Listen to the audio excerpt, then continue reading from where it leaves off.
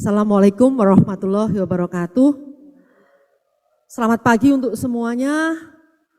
Salam sehat, ya, harus sehat pagi ini. Pertama saya ingin mengucapkan banyak terima kasih dan penghormatan yang luar biasa kepada Profesor Pitoyo Hartono. Tepuk tangan untuk beliau. Yang hari ini secara khusus ingin menyapa kita semua, berbagi sebuah ilmu yang menurut kita itu betul-betul ilmu baru yang khususnya buat saya mungkin ya, ilmu baru yang kita sama sekali tidak tahu, tetapi ilmu ini sangat penting. Dalam konteks Indonesia sebagai sebuah bangsa, kita harus terus mengikuti kemajuan-kemajuan yang terjadi tidak hanya di dalam negeri tapi juga di luar sana. Berbicara artificial intelligence menjadi sangat penting untuk kondisi saat ini.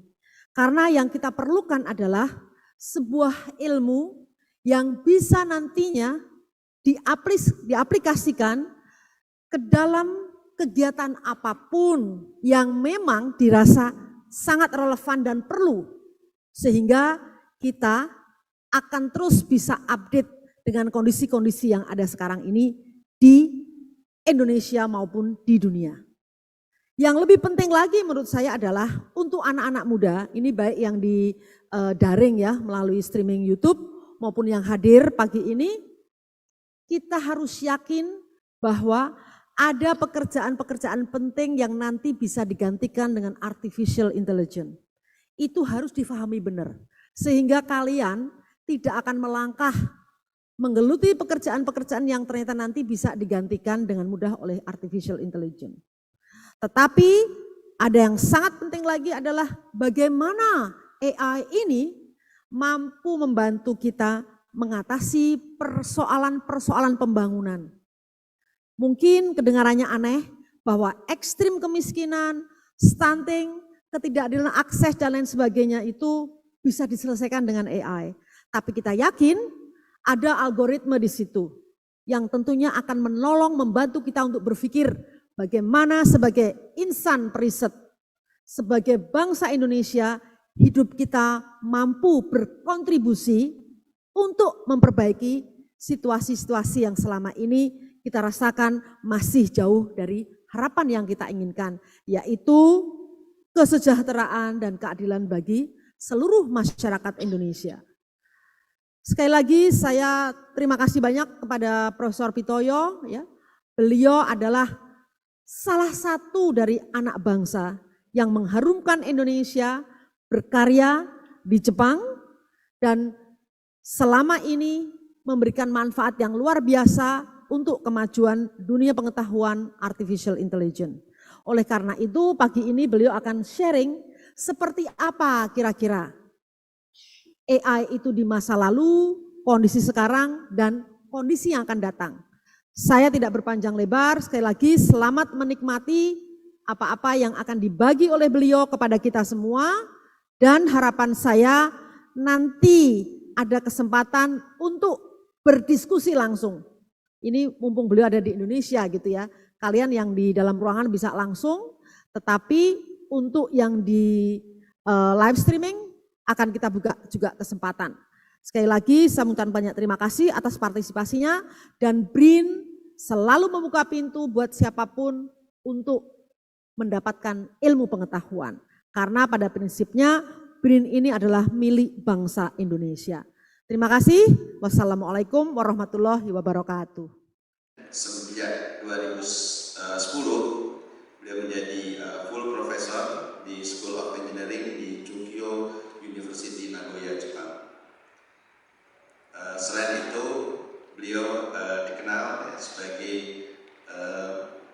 leader ya, untuk Gundam Global Challenge ya, sejak tahun 2014 hingga sekarang. Jadi Gundam ini adalah robot ya, robot raksasa yang bisa berfungsi ya. Jadi tidak semata-mata hanya di kartun kalau tidak salah. Nanti mungkin beliau akan menjelaskan lebih banyak dan lebih detail. Mungkin demikian. Selamat pagi. Pertama-tama saya ucapkan banyak terima kasih memberikan presentasi ini. Terima kasih pada Ibu Menteri, Mbak. Terima kasih untuk Pak Isa yang meluangkan waktunya. Saya Pitoyo. Sehari-hari saya bekerja di School of Engineering di Tokyo University di Nagoya. Saya juga bekerja sebagai peneliti di Institute for Human Robot Co-Creation di Waseda University.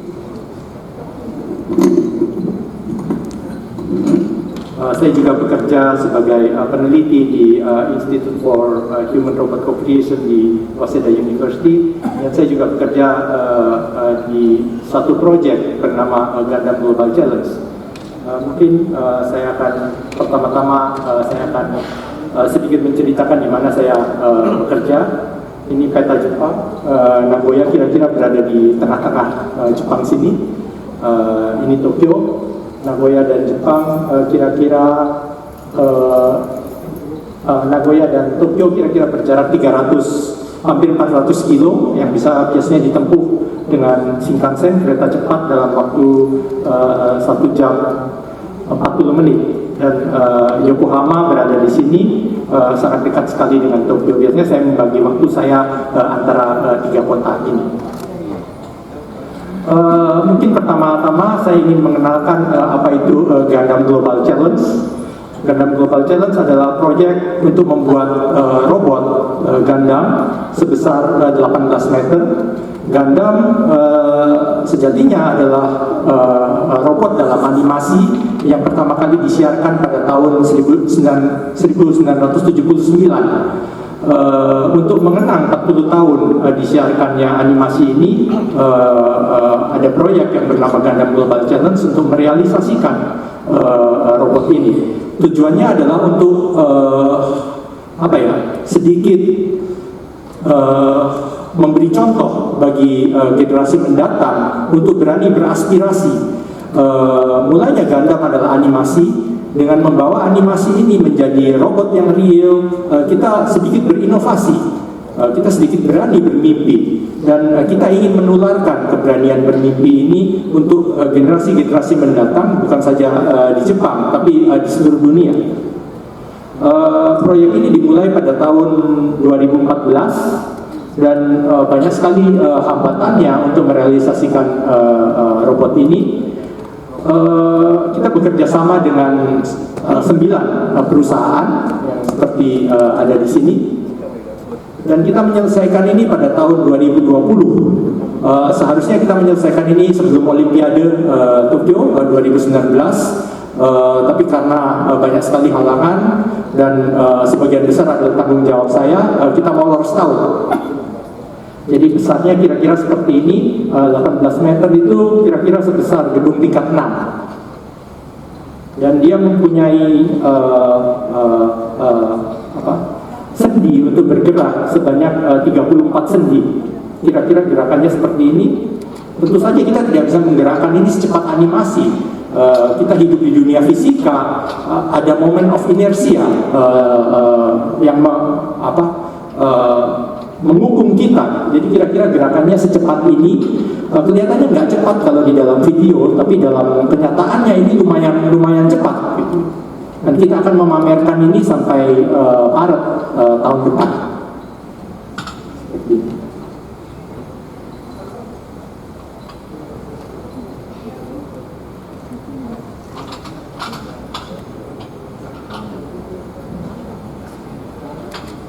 Ada 34 sendi, sedangkan pada manusia ada kira-kira 200 sendi. Jadi jauh lebih sedikit dari manusia. Beratnya kira-kira 20 ton. Dan kita harus, karena ini dipamerkan, kita harus menjaga standar keamanan. Dan standar keamanan di Jepang sangat-sangat ketat. Banyak sekali peraturan yang harus kita penuhi untuk membuat robot ini.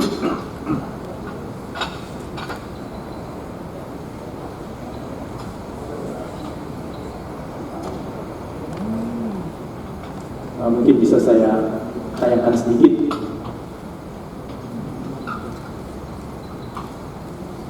Ya, kira-kira seperti ini. Saya ingin memulai presentasi saya dengan menceritakan bahwa sekarang kita tengah berada di dalam revolusi industri yang keempat. Mungkin para peserta di sini sudah sering mendengar tentang industri 4.0. Revolusi industri pertama terjadi di Inggris dengan ditemukannya mesin uap oleh James Watt. Pada revolusi industri pertama ini, mesin uap ini dijadikan pengganti tenaga manusia. Di Inggris pada waktu itu ada industri tekstil yang semuanya dibuat dengan tangan oleh manusia. Dengan adanya mesin uap ini dihubungkan dengan mesin-mesin untuk membuat tekstil. Dan pada saat itu GDP di Inggris meningkat dengan sangat pesat sekali dengan kemajuan industri tekstil ini. Revolusi industri kedua terjadi di Amerika. Revolusi industri kedua ini terjadi berkaitan dengan produksi massal. Kita tahu bahwa mobil pertama kali diproduksi di Amerika, Ford. Pada waktu itu cara membuat mobil adalah satu orang membuat satu mobil.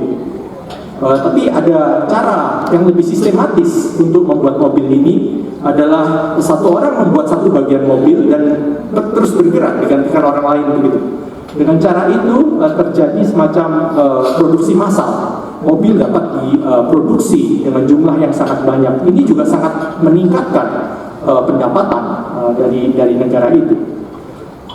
Revolusi industri ketiga ini baru-baru saja terjadi dengan kemajuan komputer dan otomatisasi. Jadi kita mengurangi jumlah orang yang harus berada di dalam pabrik. Kalau kita misalnya pergi ke pabrik mobil di Toyota, Nagoya adalah pusat industri mobil Toyota, itu orang di pabrik itu sangat sedikit. Semua sudah terjadi otomatisasi, robot yang membuat mobil. Dan revolusi industri keempat yang kita sekarang sedang berada terjadi karena adanya internet. Jadi kita menghubungkan antara physical space, ruang di mana kita hidup dengan cyberspace. Satu mesin terhubung dengan mesin yang lain, satu orang terhubung dengan orang yang lain, dan ini juga menimbulkan ekonomi baru.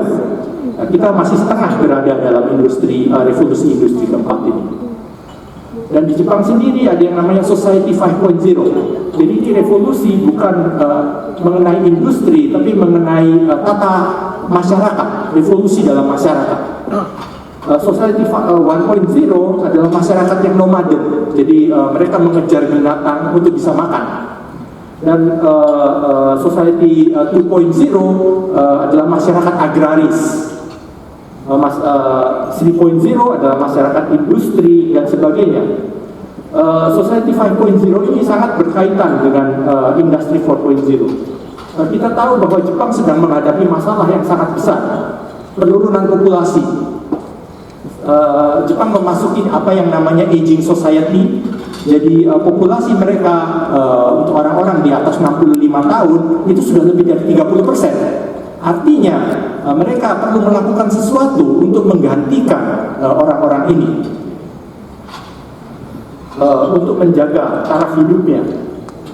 Ini ada salah satu contoh dari apa yang ingin dilakukan oleh Society 5.0. Tujuan Society 5.0 adalah menghubungkan satu orang dengan orang lain, mesin dengan mesin, orang dengan mesin, dan satu daerah dengan daerah lain, sehingga tidak ada orang yang tertinggal. Semua orang harus bisa berkontribusi pada ekonomi, pada masyarakat. Itu adalah tujuan dari Society 5.0. Ini ada contoh yang sangat bagus sekali. Anak muda ini umurnya masih 35 tahun, bernama Kentaro Yoshifuji. Kebetulan dia adalah adik kelas saya di Waseda, tapi dia tidak menyelesaikan pendidikannya karena dia mempunyai sesuatu yang lebih urgent. Dia ingin membuat perusahaan robot dan dia ingin menghubungkan robot-robot ini untuk membantu orang-orang yang tidak bisa beraktivitas secara normal. Misalnya penderita ALS, mereka kehilangan fungsi motorik. Mereka hanya terpaku di tempat tidurnya. Mereka tidak bisa keluar rumah. Jepang, kalau sering baca, mungkin ada yang baca komik Jepang atau melihat film Jepang, ada yang namanya hikikomori. Itu artinya orang-orang yang nggak bisa keluar rumah karena hambatan psikologi. Jadi sebetulnya tidak ada masalah dengan otak mereka, tidak ada masalah dengan badan mereka, cuma mereka tidak bisa keluar rumah. Kentaro Yoshifuji ingin menggunakan teknologi robotics untuk membantu orang-orang ini sehingga mereka tidak terkucil lagi di masyarakat. Ini ada satu contohnya. Ini adalah seorang penderita ALS. Dia tidak bisa menggerakkan lagi badannya. Dan ada banyak sekali orang-orang yang seperti itu. Kentaro Yoshifuji membuat satu robot avatar untuk menggantikan orang-orang itu, dan robot ini bisa dioperasikan dengan mata orang-orang itu. Jadi mereka nggak usah berada di dekat robot itu, mereka bisa mengoperasikan robot ini dengan matanya seperti ini. Kita lihat dulu, mungkin ada filmnya seperti ini.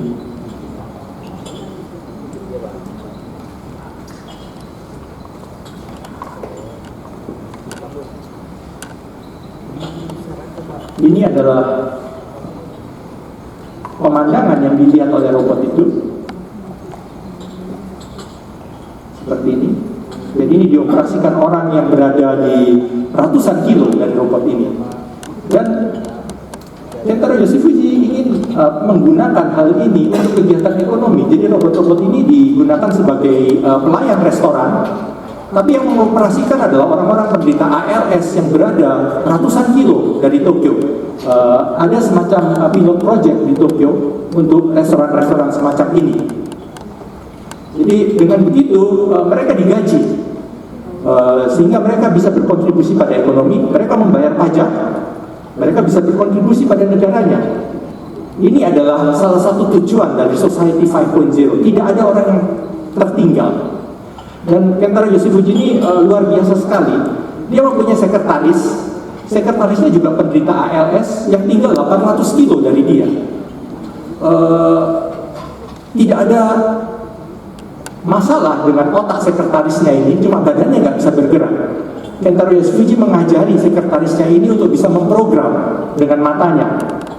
Dan dia juga membuat satu robot kecil sebagai avatar dari sekretarisnya itu. Robot itu bisa ditaruh di bahunya, dan dia mengajak sekretarisnya ini, mengajak avatar sekretaris robot ini untuk berkeliling dunia, sehingga sekretarisnya itu bisa melihat dunia. Dia ke Mesir dan sebagainya. Dan karena ada avatar, sekretarisnya ini bisa berinteraksi dengan orang-orang di negara itu. Ini adalah contoh dari Society 5.0. Untuk merealisasikan Industri 4.0 dan Society 5.0 ini ada beberapa teknologi kunci. Salah satunya adalah cloud computing, lalu Internet of Things, lalu Big Data, Artificial Intelligence, dan Robotics. Ini adalah kunci dari realisasinya Industri 4.0 dan Society 5.0 ini.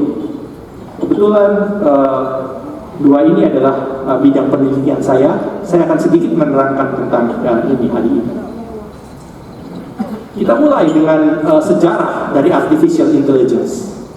Ada yang tahu kapan pertama kali kata Artificial Intelligence ini diucapkan dan oleh siapa? Ada yang tahu?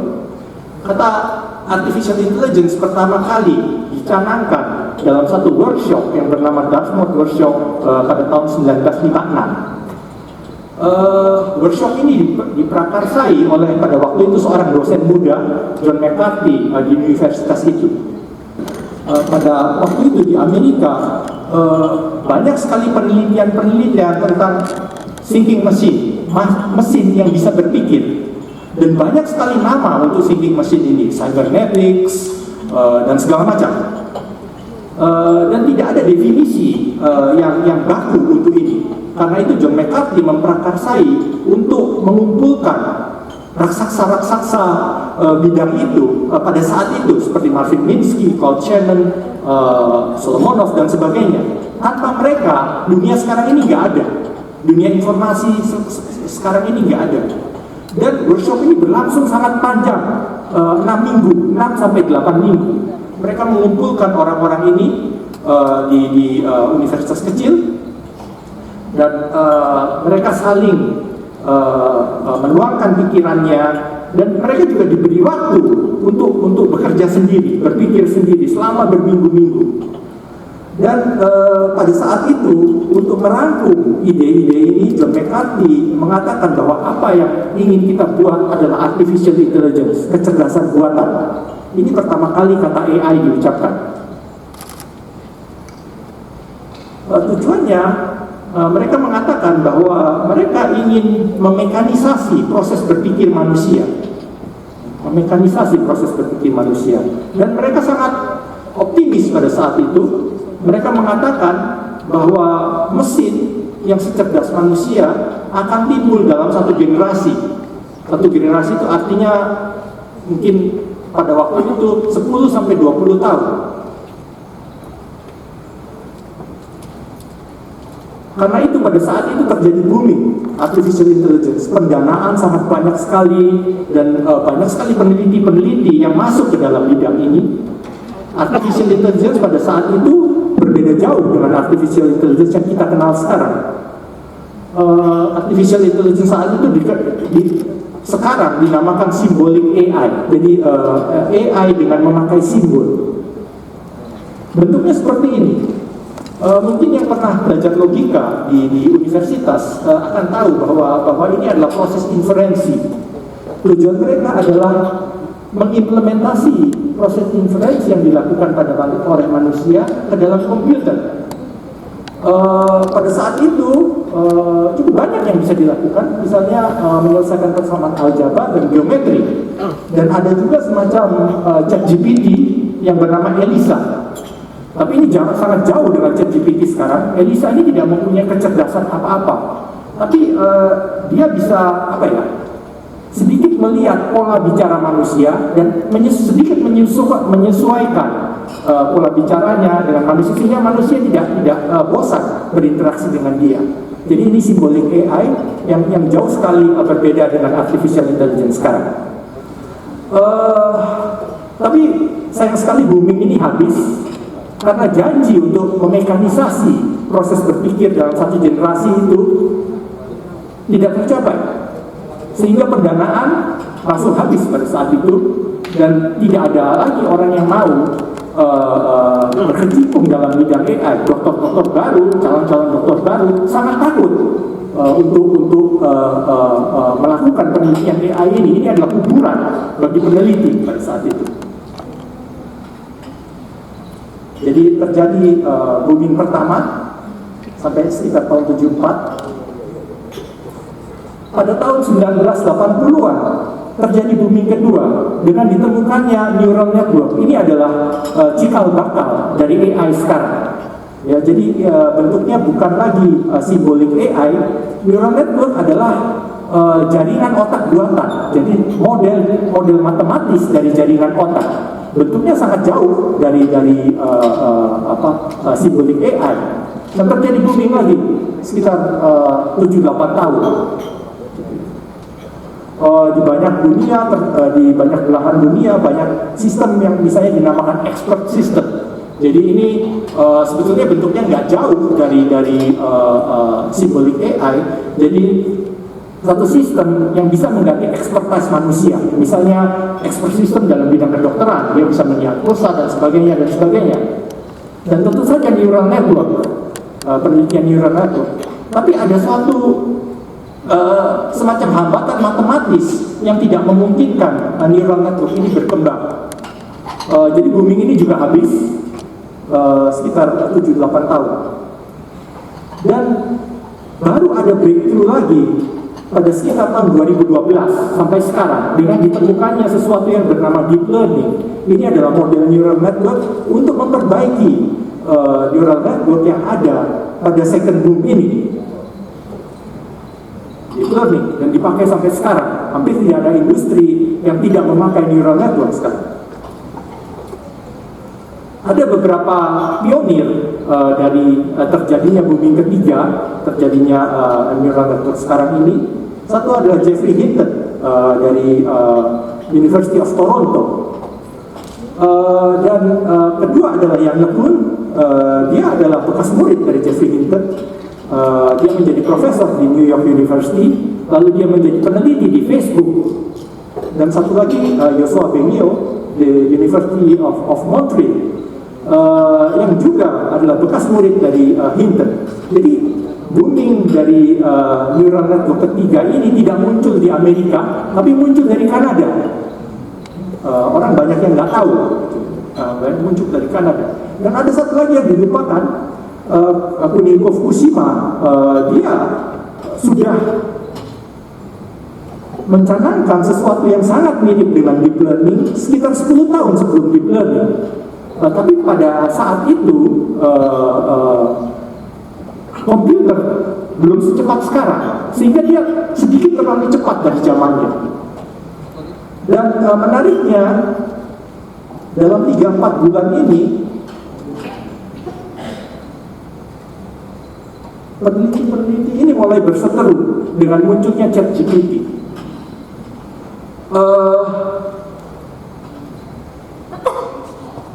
Geoffrey Hinton dan Yoshua Bengio mengatakan bahwa AI sekarang ini ada ancaman dari AI sekarang ini. AI sekarang ini berbahaya. Akan terjadi semacam superhuman, AI yang jauh melebihi kecerdasan manusia yang tidak bisa kita kontrol.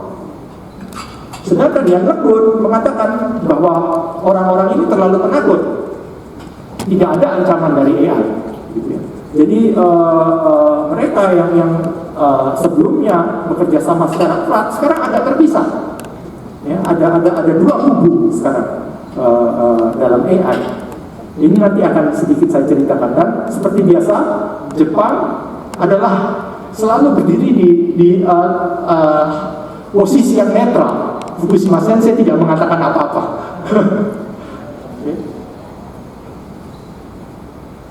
Ada beberapa milestone dalam booming AI ini. Milestone yang sangat fenomenal terjadi pada tahun 2016. Pada saat itu Google mengeluarkan satu algoritma bernama AlphaGo. Algoritma ini adalah AI untuk bermain Ego. Jadi ini seperti permainan board game yang sudah ada ribuan tahun. Dan ini jauh lebih sukar dari catur. Dan dia menantang juara dunia pada saat itu dari Korea, Lee Sedol. Pada saat itu banyak sekali orang yang apatis, nggak mungkin AlphaGo akan menang melawan Lee Sedol. Tapi dalam kenyataannya setelah melakukan 5 game, AlphaGo ini menang 4 kali dan Lee Sedol menang 1 kali. Sesuatu yang fenomenal adalah bahwa Lee Sedol ini sangat expert dalam bermain AlphaGo. Dia mempelajari permainan ini selama dokumen permainan ini selama ribuan tahun. Tapi dia mengatakan apa yang dikeluarkan oleh AlphaGo itu sesuatu yang sangat luar biasa sekali. Dia tidak pernah melihat langkah seperti itu. Jadi ini seperti langkah dari planet, gitu. Nah, dia sangat kaget sekali bahwa AlphaGo ini bisa mengeluarkan langkah-langkah seperti ini. Sehingga Lee Sedol ini pertama kalinya kalah 3 kali. Tapi ada satu yang menarik di sini. Dia mempelajari langkah-langkah planet AlphaGo ini dan mengimplementasikannya pada game keempat, dan ternyata dia menang. Ini menyimpulkan sesuatu yang luar biasa sekali, bahwa kita bisa belajar dari AI. Kita bisa belajar sesuatu yang baru dari AI. Dan ini sesuatu yang fenomenal.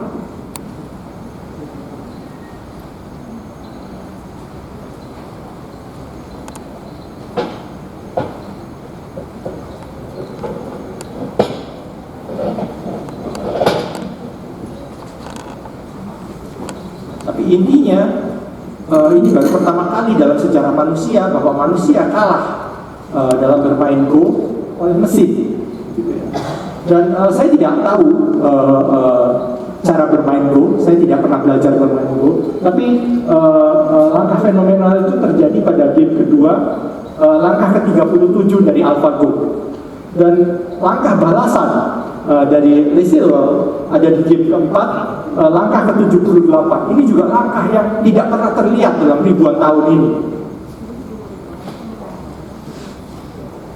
Ini kira-kira sejarah singkat dari artificial intelligence. Sekarang saya ingin sedikit menerangkan tentang sejarah robotics yang sangat berkaitan dengan artificial intelligence ini. Ada yang pernah tahu kapan kata robot pertama kali diucapkan? Kata robot pertama kali diucapkan oleh seorang bernama Karel Čapek dari Cekoslovakia. Ini Karel Čapek. Dia adalah seorang pengarang. Dia bukan seorang peneliti atau saintis. Dia seorang pengarang drama. Dan dia mengarang drama yang bernama Rossum Universal Robot. Dalam drama itu ada entitas yang dinamakan Robota. Robota artinya dia mengartikan Robota sebagai buruh pengganti manusia. Jadi fungsi Robota ini adalah menggantikan fungsi manusia pada pabrik. Gitu ya. Mereka bekerja di pabrik. Tapi dalam perkembangannya timbul semacam kecerdasan pada robota-robota ini, dan mereka merasa bahwa mereka diperbudak. Karena itu mereka berontak. Mereka berontak dan membunuh manusia di sekelilingnya. Jadi ini ceritanya semacam Terminator, tapi 100 tahun lebih dulu dari Terminator. Dan cerita ini tidak berlangsung tidak berakhir dengan baik. Jadi robot-robot ini membunuh manusia. Ada semacam perbedaan filosofi antara konsep robot di Jepang dan konsep robot di Barat. Konsep robot di Jepang itu seperti Doraemon, kita tahu, robot yang sangat bersahabat pada manusia. Membantu manusia berteman dan sebagainya. Sedangkan di Barat sampai sekitar tahun 90-an, konsep robot itu seperti Terminator, gitu, sesuatu yang mengerikan, yang mungkin menjadi musuh bagi kita. Jadi ada semacam perbedaan filosofi antara Jepang dengan Barat.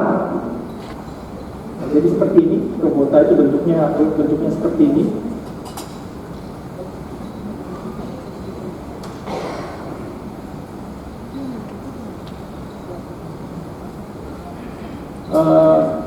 Kata robot pertama kali diucapkan pada permulaan abad 20, tapi konsep robot sendiri sudah lama sekali ada. Dalam mitologi Yunani ada entitas-entitas yang sangat mirip dengan robot seperti ini. Dan pada tahun 200 Masehi di Cina ada satu bentuknya seperti becak yang dinamakan south pointing chariot. Jadi kereta yang selalu mengarah ke selatan. Pada saat sekarang juga begitu, selatan di Cina dianggap sebagai arah yang baik. Jadi orang penting duduk di kursinya ini, dan becak ini ditarik oleh orang atau hewan. Tapi kemanapun arah menarik hewan atau manusia ini, kursi ini selalu mengarah ke selatan. Jadi orang yang nggak mengerti mekanika, tentu saja ini terjadi karena kontraksi mekanika, karena trik mekanika. Tapi orang yang nggak mengerti mekanika, mereka mengira bahwa robot ini punya semacam kursi ini punya semacam kesadaran untuk selalu mengarah ke selatan. Jadi ini dianggap salah satu robot pertama di dunia. Dan pada abad 18, terutama di Swiss, banyak sekali mainan-mainan boneka seperti ini yang bisa bergerak. Ini dinamakan otomaton. Jadi boneka otomatis yang dipakai sebagai mainan oleh para bangsawan. Kita tahu bahwa Swiss sangat terkenal dengan teknologi membuat arloji, dan ini salah satu aplikasi dari teknologi arloji itu. Di Jepang pada masa yang sama ada robot-robot seperti ini. Ini juga dipakai untuk sebagai mainan oleh pembesar-pembesar waktu itu. Robot ini disebut Chahakobi Ningyo, yang artinya boneka yang untuk mengangkat teh, untuk menyajikan teh, seperti itu. Kita sedikit terbang pada tahun 70-an di Waseda, yang kebetulan alma mater saya, dibuat robot berbentuk manusia pertama kali di dunia, humanoid robot pertama kali di dunia, yang dinamakan Wabot pertama, Wabot 1. Tingginya sekitar 180, beratnya sekitar mungkin 150 kilo. Tentu saja bentuknya masih sangat kasar. Untuk satu kali melangkah dibutuhkan waktu sekitar 40 detik. Jadi melangkah, kita bisa melangkah dengan gampang, tapi sebetulnya kita tidak tahu cara prosedur melangkah itu seperti apa. Melangkah bukan hal yang gampang. Dan Waseda membuat robot ini bukan untuk asal membuat robot, tapi tujuannya untuk mengerti tentang manusia. Jadi mereka punya filosofi bahwa kalau ada satu fenomena dan kita ingin mengerti fenomena itu, ada dua cara untuk mengerti. Satunya adalah metode sains. Metode sains itu tujuannya adalah mencari hukum yang mutlak, seperti hukum Newton atau hukum Maxwell.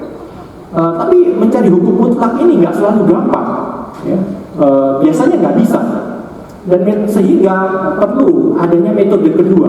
Metode kedua ini adalah metode secara engineer. Jadi dengan membangun, dengan merekonstruksi, kita berusaha untuk mengerti. Jadi tujuan robot ini adalah untuk mengerti tentang manusia. Dan ini masih menjadi filosofi dari penelitian di Waseda sekarang. Setiap sekitar 10 tahun ada breakthrough. Ini adalah robot kedua. Dia bisa bermain organ. Jadi kalau kita menaruh not balok di depan matanya, dia akan membaca not balok itu dan memainkan organ seperti ini. Ini robot yang di bawah ini dibuat di MIT di Amerika. Di MIT ada satu lab yang sangat terkenal bernama lab laboratory. Jadi laboratorium itu meneliti segala hal yang berkaitan dengan melangkah. Ini terjadi setelah Perang Vietnam karena banyak veteran Amerika kembali ke Amerika tanpa membawa kakinya. Jadi pertama kali tujuan laboratorium ini adalah membuat kaki palsu yang bagus, yang baik. Dan dalam perkembangannya dia berkembang menjadi laboratorium robotics yang sangat-sangat terkenal. Ini juga robot yang dibuat di Waseda pada tahun 2006. Kita lihat dia sudah bisa melangkah dengan kecepatan normal. Jadi kita lihat untuk bisa melangkah, membuat robot yang bisa melangkah dengan kecepatan normal, kita butuh waktu 30 tahun. Ini juga satu robot di Waseda yang dibuat oleh teman baik saya, teman sebangku saya di lab. Sekarang dia menjadi profesor di Tsukuba University, Profesor Suzuki. Kita sangat terobsesi pada Doraemon. Bermalam-malam kita nginep di lab untuk mendiskusikan bagaimana cara membuat Doraemon. Dia mengatakan bahwa kalau robot, kita ingin membuat robot yang bisa masuk ke dalam rumah seperti Doraemon. Oh, menariknya Doraemon ini adalah dia datang dari masa depan. Dan Nobita, ada yang tahu Nobita? Tidak pernah melihat manual dari Doraemon, tapi dia bisa berinteraksi dengan sangat-sangat luasnya. Profesor Suzuki mengatakan kita perlu membuat robot yang luas, bukan robot yang menakutkan untuk kita masukkan ke dalam rumah. Jadi dia membuat robot ini dinamakan Aisyah. Robot ini sangat luas, gerakannya sangat luas dan tidak menakutkan. Ini juga robot yang dibuat di Waseda. Dia mempunyai emosi artifisial. Kita mempunyai model matematis untuk membuat emosinya. Dan dia mempunyai raut wajah. Jadi kalau dia dipukul, dia menunjukkan raut wajah yang nggak senang. Ini sangat penting untuk berinteraksi. Ingat Doraemon juga merubah raut wajahnya dengan berbagai macam ekspresi. Ini penting sekali untuk interface bagi manusia. Ini adalah robot yang dibuat di MIT bernama Kismet. Dia nggak mempunyai intelligence apa-apa, zero intelligence. Tapi raut wajahnya sangat ekspresif, sehingga dia bisa menipu orang seolah-olah dia mempunyai kecerdasan. Orang tidak bosan berinteraksi dengan dia. Jadi ini adalah penelitian yang berhubungan dengan psikologi. Penelitian robot sangat-sangat berhubungan dengan psikologi. Bagaimana kita bisa berinteraksi dengan manusia, membuat manusia tidak bosan dan sebagainya. Ini adalah robot yang juga dibuat di Waseda. Ini adalah generasi berikut untuk kursi roda. Robot yang bisa dinaiki oleh manusia seperti ini. Ini adalah robot yang dibuat oleh Honda, Asimo, yang dipamerkan di satu museum di Tokyo. Dia tidak hanya bisa berjalan, tapi dia bisa berlari.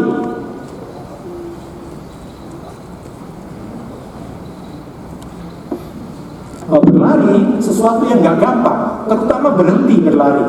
Ini sesuatu yang sangat-sangat sulit. Dan ini adalah Android yang dibuat di Osaka University oleh Profesor Ishiguro, seperti ini.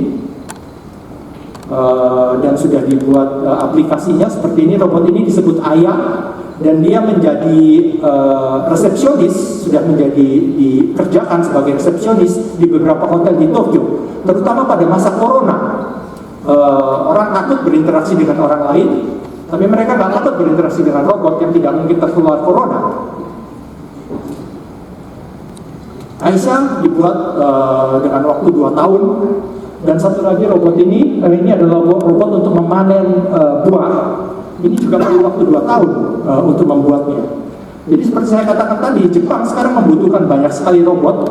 Tapi kalau proses membuat robot ini konvensional seperti ini, mereka nggak akan bisa cepat membuat robot. Mereka akan tersendat-sendat. Sehingga harus ada proses baru untuk membuat robot. Dan itu berhubungan dengan penelitian saya. Penelitian saya adalah bagaimana kita bisa mencari tuntunan dari alam untuk membuat sesuatu yang kompleks. Dan alam memberikan banyak sekali petunjuk. Misalnya ini adalah sarang semut di Florida State University. Semut satu-satu adalah binatang yang tidak cerdas. Matanya pun nggak kelihatan. Tapi kalau mereka berkumpul sebagai satu koloni, mereka tiba-tiba menunjukkan satu kecerdasan yang luar biasa. Seperti misalnya mereka bisa membuat sarang yang sangat kompleks seperti ini. Jadi sarang semut itu dibagi menjadi ruangan-ruangan. Ada ruangan untuk ratunya, ada ruangan untuk menyimpan telur, ada ruangan untuk menyimpan mayat, dan sebagainya. Dan semut juga menunjukkan behavior yang sangat cerdas. Misalnya kalau mereka berjalan dari sarangnya ke tempat makanannya, mereka bisa memilih rute yang terpendek. Ini bukan sesuatu yang gampang untuk semut yang nggak cerdas, kecil, dan matanya nggak kelihatan.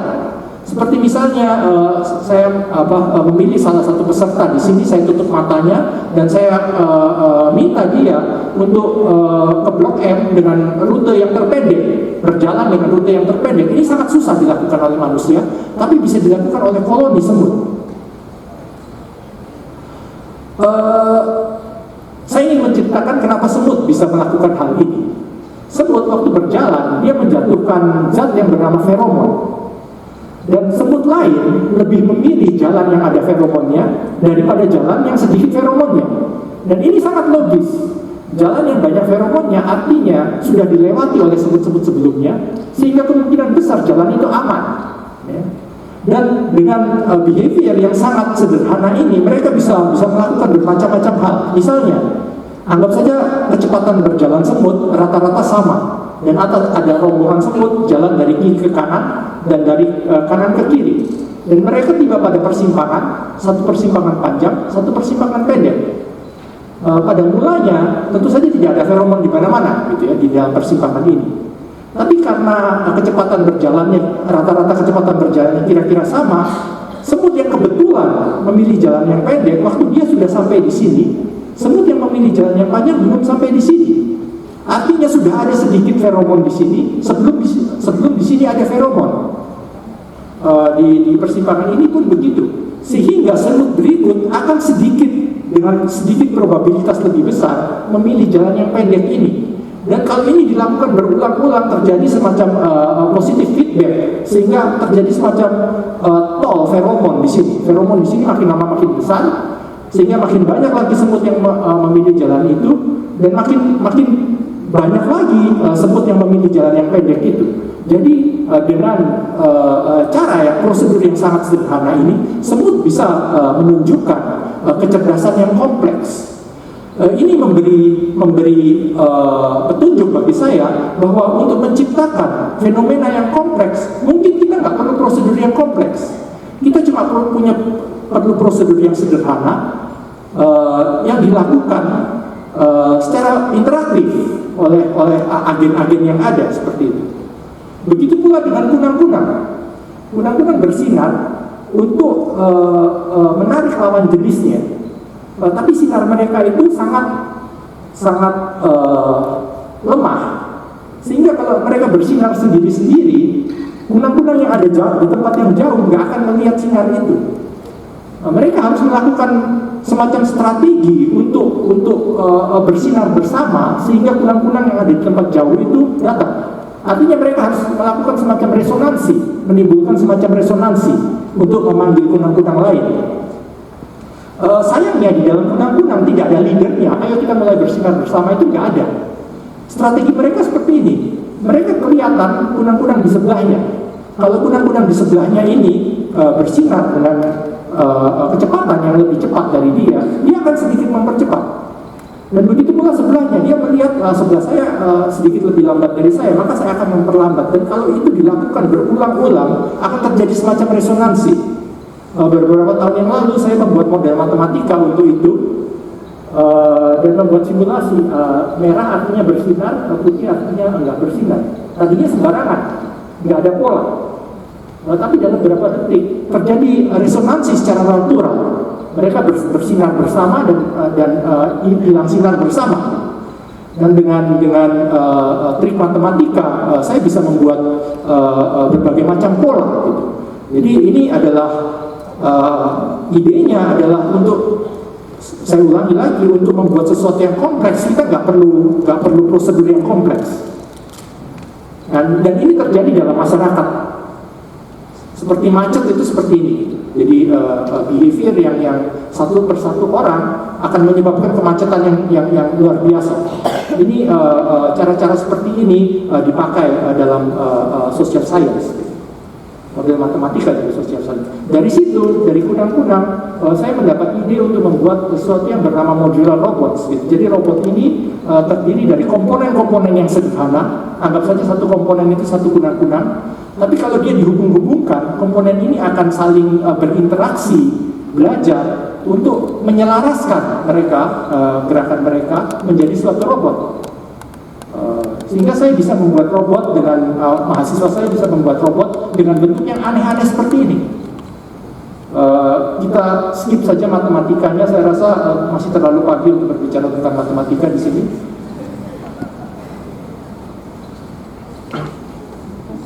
Tapi saya ingin meyakinkan bahwa ini dibuat berdasarkan teori matematika yang solid. Di dalam penelitian-penelitian seperti ini, matematika adalah bahasa. Kita nggak bisa melakukan ini tanpa matematika.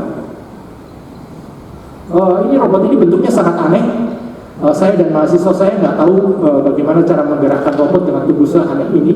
Tapi mereka berinteraksi satu dengan yang lain, melakukan apa yang dinamakan self-organization, jadi organisasi yang terjadi dengan sendirinya untuk mencari gerakan yang optimal untuk badan ini. Jadi mereka belajar sendiri. Dan dalam beberapa menit, mereka menemukan gerakan semacam ini. Ini teroptimal untuk tubuh mereka. Bukan saya yang memprogram, bukan mahasiswa saya yang memprogram. Dia menemukan sendiri. Jadi ini salah satu bentuk dari thinking machine yang dicanangkan oleh McCarthy yang lalu. Mesin yang bisa berpikir sendiri, menemukan organisasi sendiri dan sebagainya. Ini juga begitu. Karena keterbatasan waktu, saya lewati. Dan ini juga begitu. Ini adalah saya membuat, mahasiswi saya membuat neural network yang kecil, yang bisa diimplementasikan pada robot, yang memungkinkan robot itu untuk belajar.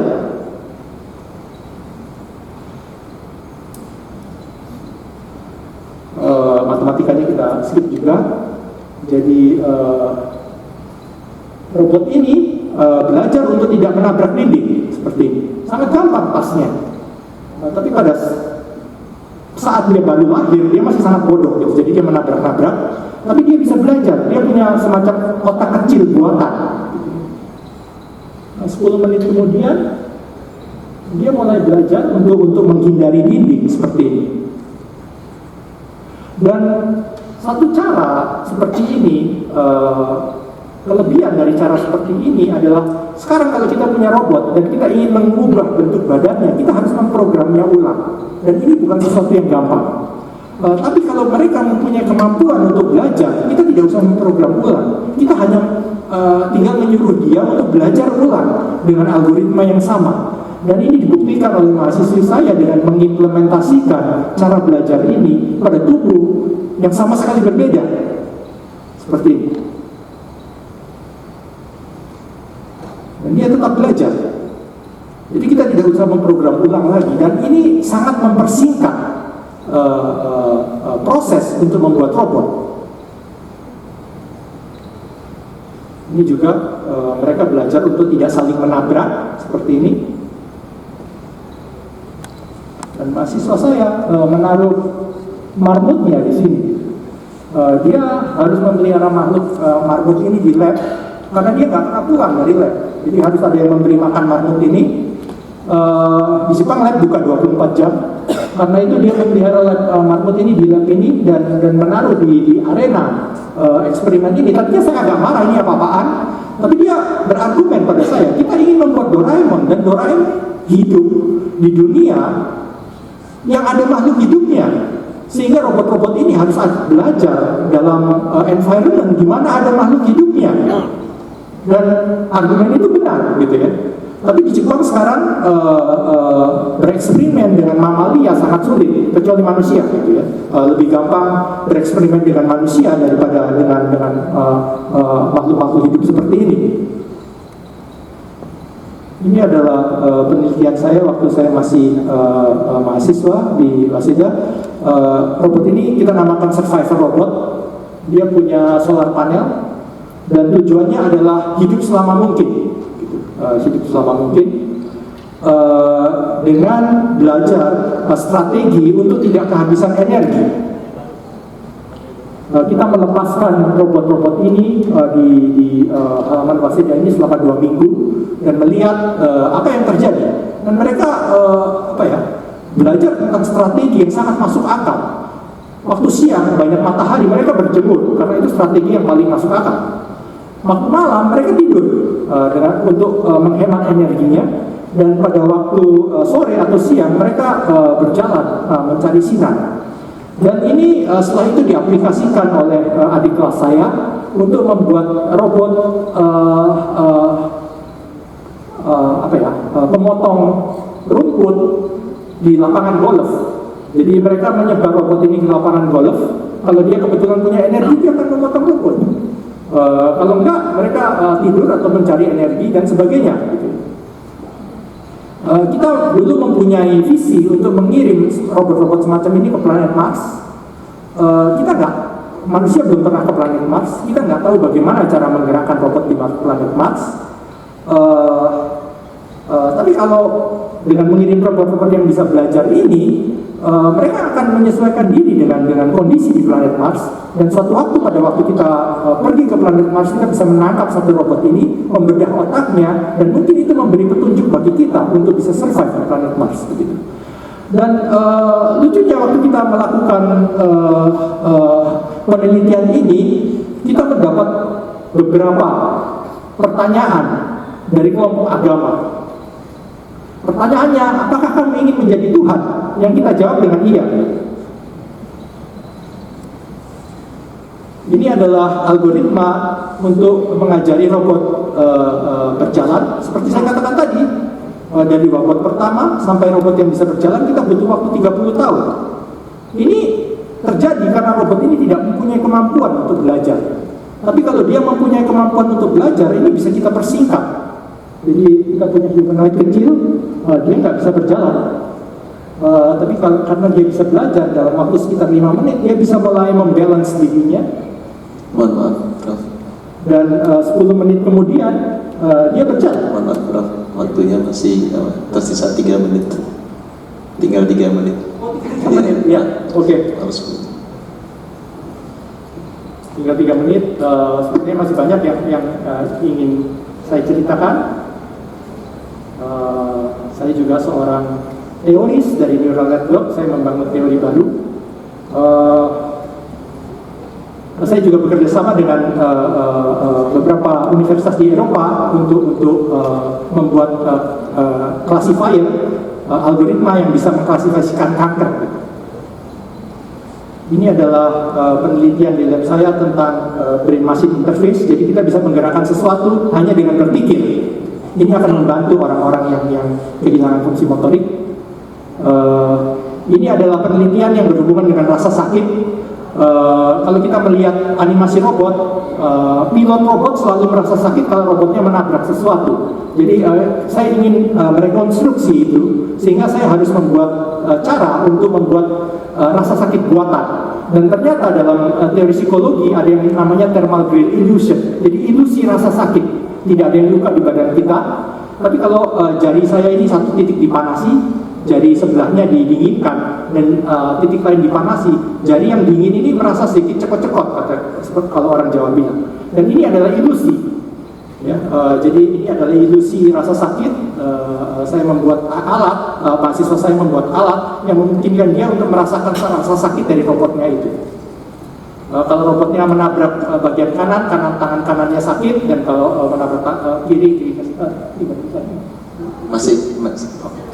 Masih ada waktu, Prof. Silakan dilanjut. Oke.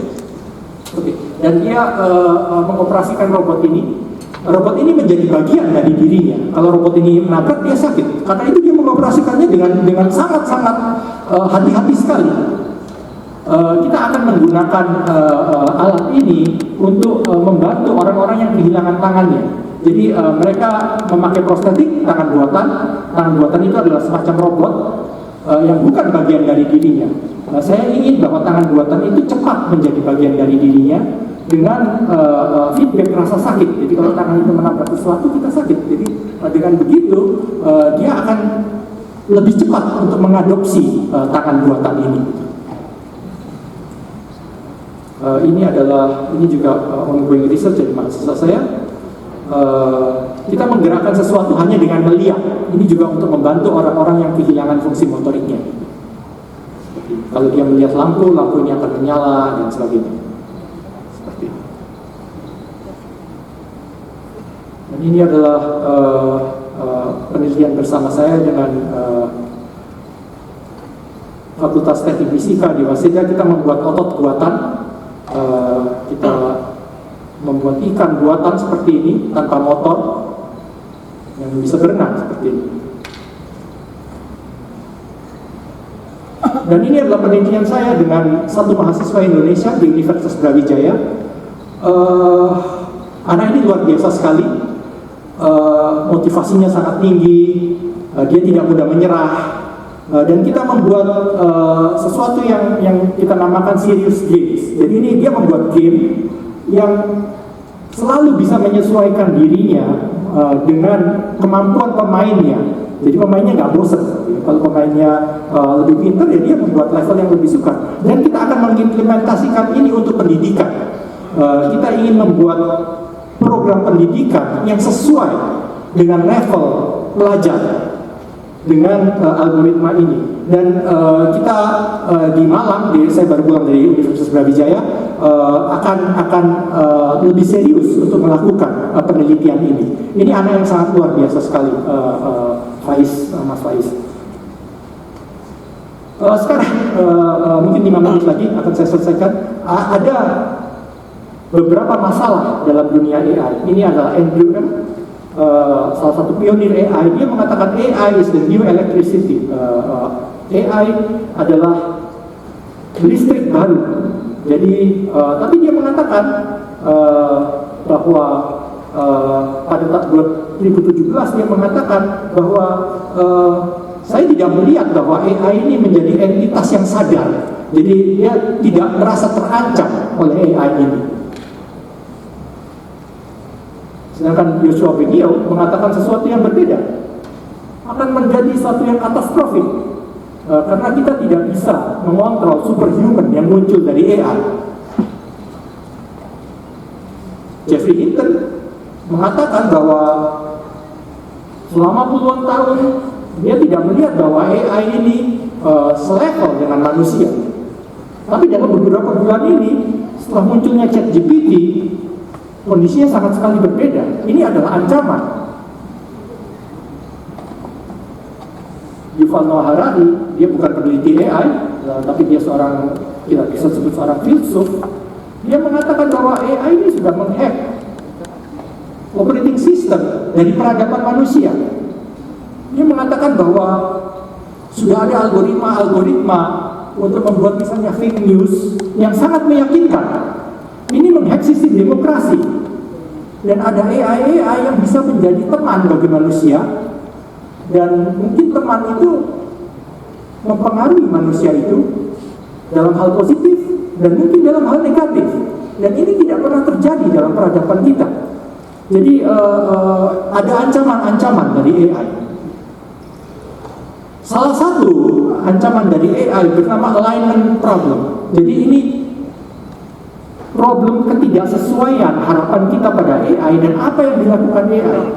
Dan ini sudah, saya nggak tahu ini secara kebetulan atau enggak, pada tahun 1968 ada film yang bernama 2001 Space Odyssey. Jadi ini cerita tentang eksplorasi luar angkasa yang ditulis oleh Arthur C. Clarke dan disutradarai oleh Stanley Kubrick. Jadi ada eksplorasi luar angkasa, beberapa astronot dan komputer yang sangat-sangat cerdas bernama HAL. Misi dari HAL adalah untuk mensukseskan misi itu, misi space exploration itu. Tapi dalam perkembangannya, hal ini melakukan sedikit kesalahan. Dan para astronot itu mengatakan bahwa kesalahan ini tidak bisa dibiarkan. Hal ini harus kita hentikan. Dan hal mendengar apa yang dikatakan oleh astronot itu. Dalam filmnya bukan mendengar, tapi dia membaca bibir dari astronot-astronot itu. Dan dia merasa dirinya terancam. Dan tujuannya nggak akan tercapai kalau dia dimatikan, karena itu dia membunuh astronot ini. Ini alignment problem. Jadi hal ini tidak dibuat untuk membunuh orang, tidak bermaksud jahat. Dia dibuat untuk mensukseskan misi itu. Tapi untuk misi itu untuk sukses, dia harus hidup terus. Dia tidak bisa dimatikan. Karena itu orang yang akan menghalangi dia dianggap sebagai penghalang dan dibunuh begitu. Ini alignment problem. Jadi nggak ada orang yang bermaksud jahat dalam AI. Tapi apa yang kita tidak bisa mengontrol lagi apa yang dilakukan oleh AI ini. Ini adalah contoh yang lebih konkret. Timothy Gebru adalah seorang peneliti dari Stanford yang berasal dari Ethiopia.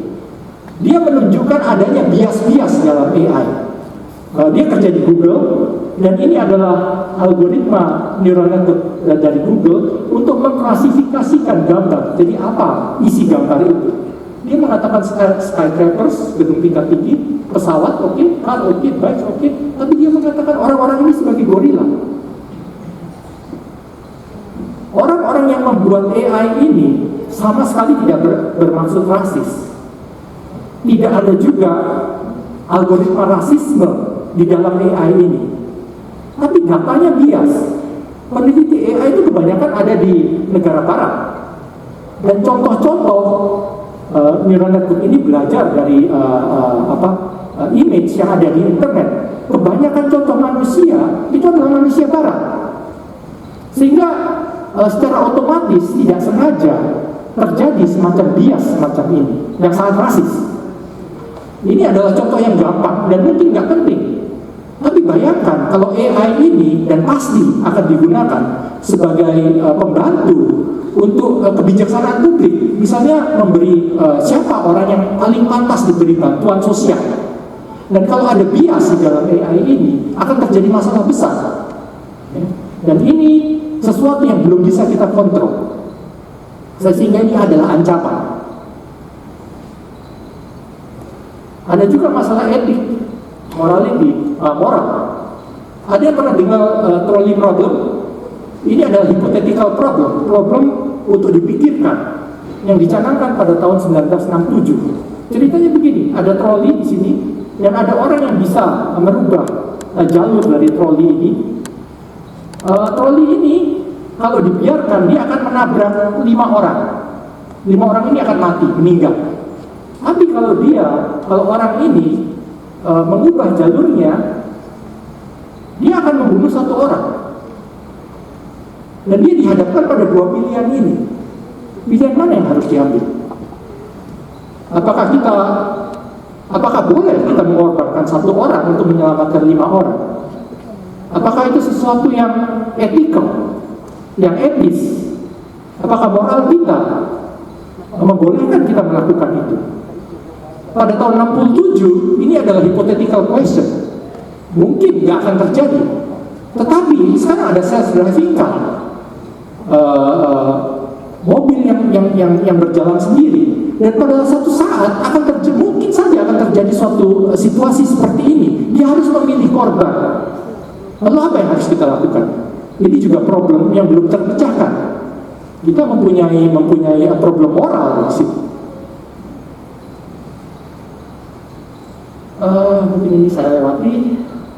Jadi ada kesempatan di AI, banyak sekali kesempatan di AI yang akan terjadi. Teknologi baru yang bisa membantu orang, tapi akan juga muncul orang-orang yang tersingkirkan. Kebetulan saya adalah semacam kaprodi di Jepang yang membawai satu program S2 di sana. Dan ini satu hal yang saya sangat nggak senang, itu pidato. Tapi setiap tahun untuk menyambut mahasiswa baru saya harus pidato. Tahun ini saya meminta ChatGPT untuk menulis pidato saya. Saya menginput dari ChatGPT, saya harus berpidato pada S2, kira-kira tingkat pendidikannya seperti ini, temanya seperti ini. Dan ChatGPT mengeluarkan teks pidato selama 3 menit, dan itu saya bacakan. Lalu saya katakan pada mahasiswa saya, ini dikeluarkan oleh ChatGPT. Bisakah kamu menyusun teks dalam bahasa Jepang, dalam bahasamu sendiri, serunut ini, dengan struktur yang baik, struktur bahasa yang baik seperti ini? Banyak yang mengatakan saya nggak bisa. Lalu saya meminta ChatGPT, ini adalah bidang mereka, untuk mendefinisikan apa itu differentiable, apa itu fungsi seperti apa yang bisa diturunkan. Dan dia membuat definisi yang baik. Saya katakan pada mahasiswa saya, bisakah kamu menerangkan ini pada saya? Ada yang bilang nggak bisa. Satu lagi, ini adalah coding untuk algoritma yang bernama Quicksort, yang ini sudah diajarkan mestinya pada semester atau kedua atau ketiga. Saya katakan ini dikeluarkan oleh ChatGPT. Bisakah kamu menulis program ini dalam 30 menit? Banyak yang mengatakan nggak bisa. Satu lagi, saya minta pada ChatGPT untuk menerangkan pada saya kenapa Perang Dunia Pertama terjadi. Dan ini hasilnya saya tunjukkan pada mahasiswa saya katakan, bisakah kamu menerangkan pada saya kenapa Perang Dunia Pertama terjadi? Banyak yang bilang nggak bisa. Saya bilang, kalau kamu menjawab nggak bisa semua, lalu value, nilai eksistensi kamu sebagai orang terdidik itu apa? Kamu akan tergantikan oleh artificial intelligence. Jadi akan banyak tantangan-tantangan yang akan dihadapi oleh generasi berikut. Pada generasi yang lalu, kita mungkin cuma bersaing dengan orang-orang di sekeliling kita di satu negara. Dengan era globalisasi, kita bersaing dengan orang Malaysia, orang Taiwan, Thailand, dan sebagainya. Sebentar lagi, saingan kita bertambah, artificial intelligence. Kalau kita nggak menyiapkan diri kita akan menjadi orang yang kalah. Ada pepatah yang mengatakan, change favors the prepared mind. Jadi, kesempatan datang pada orang yang mempersiapkan dirinya. Kalau kita nggak mempersiapkan diri kita sebagai bangsa, kita akan menjadi seperti tadi Mbak Puni mengatakan, mungkin cuma pengguna, dan mungkin juga kita nggak menjadi apa-apa. Bonus demografi kita akan menjadi bencana demografi, banyak tapi nggak berguna. Tapi banyak juga kesempatan. Mbak Puni adalah pionir yang sangat luar biasa sekali dengan energi terbarukan. Banyak juga orang-orang muda. Salah satu contohnya adalah, ini adalah teman baik saya, Jaya Wahono, yang sangat pintar sekali. Dia teman saya dari SMP.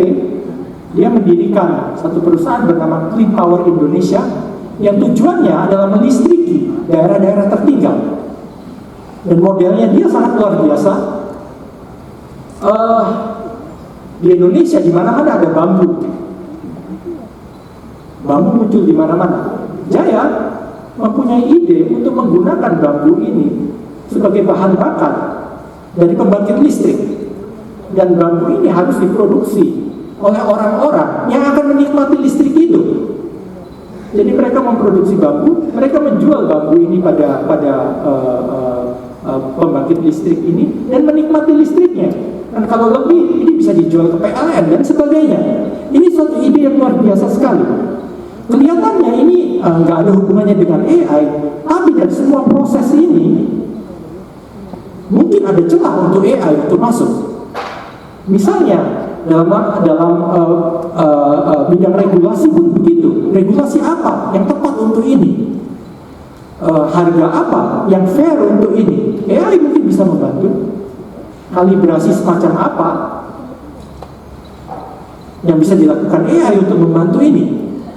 Dan sebagainya. Dan Jaya dan tentu saja Mbak Kuni tidak hanya berbicara, mereka sudah melakukan ini. Dan ini sangat luar biasa sekali. Saya yakin seperti tadi Mbak Kuni katakan bahwa listrik sangat-sangat vital untuk Indonesia. Banyak daerah yang belum terlistriki. Tadi Andrew mengatakan bahwa AI is the new electricity. Sedangkan ini seperti ejekan bagi kita. The old electricity aja kita nggak punya. Ya. Jadi inisiatif seperti ini, seperti yang dilakukan oleh Jaya ini, mungkin terbantu dengan AI. Mungkin kapan-kapan kita bisa berkolaborasi.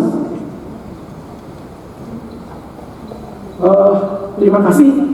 Ini adalah daftar dari mahasiswa-mahasiswa saya yang melakukan penelitian bersama saya dan juga co-researcher saya. Kalau ada yang bisa diapresiasi, ini adalah hasil karya mereka. Kalau ada kekurangan, ini adalah tanggung jawab saya. Terima kasih.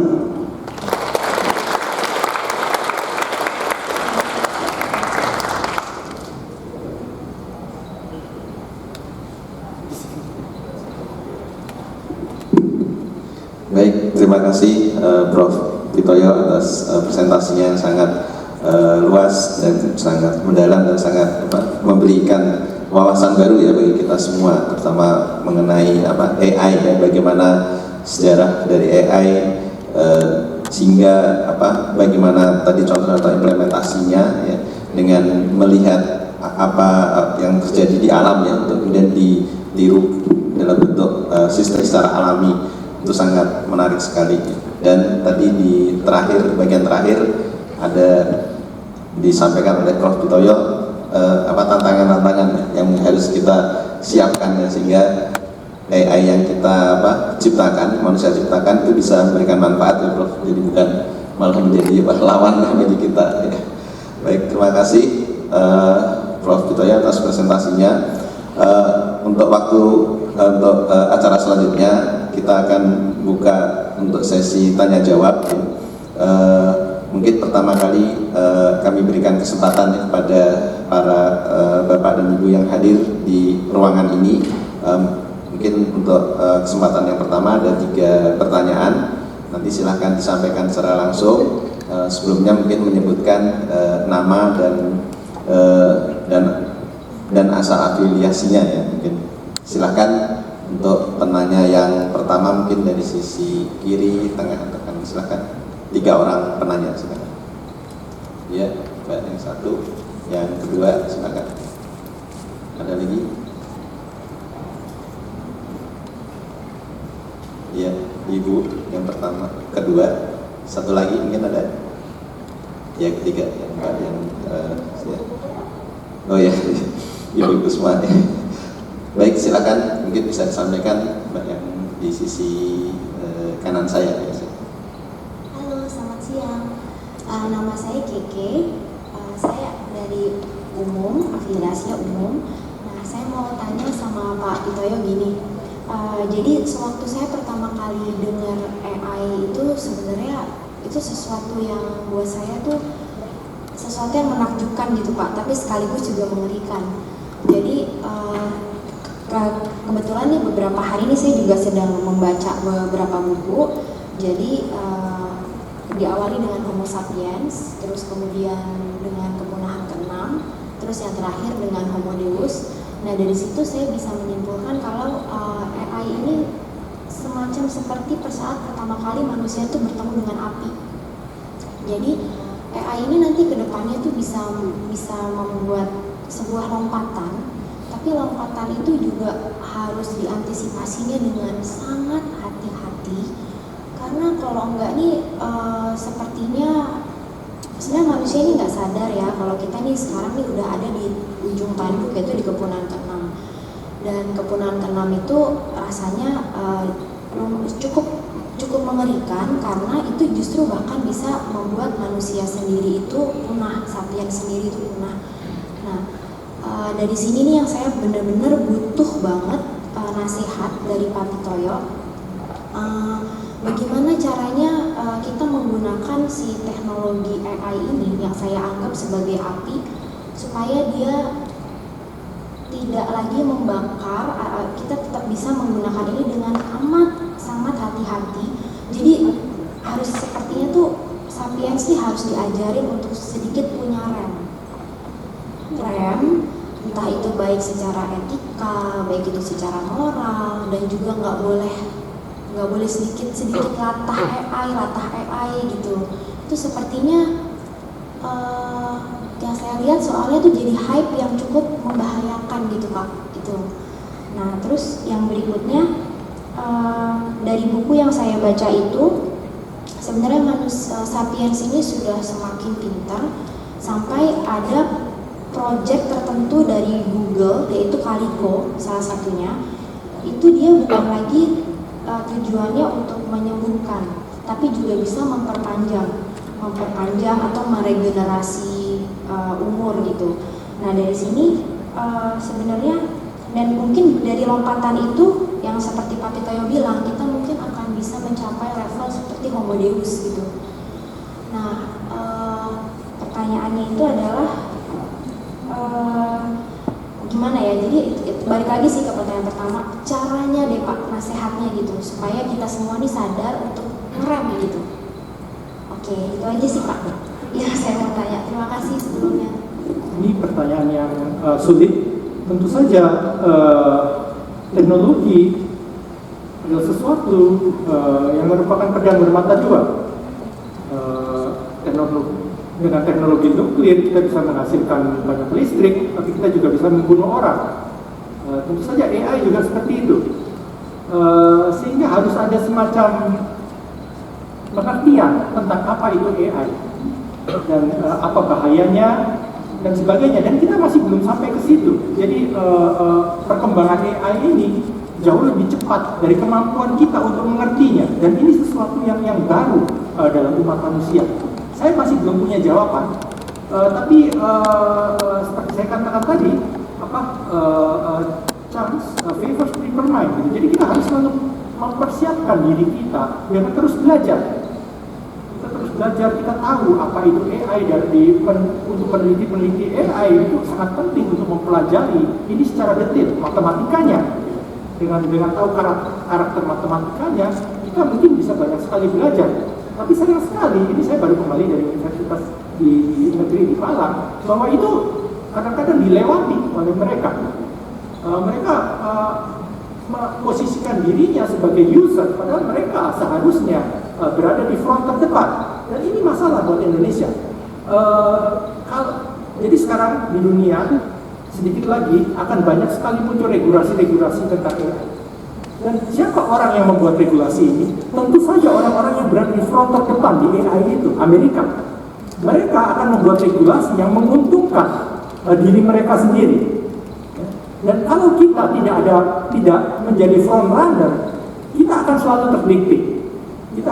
terdidik. Itu sudah pasti. Jadi nggak ada cara lain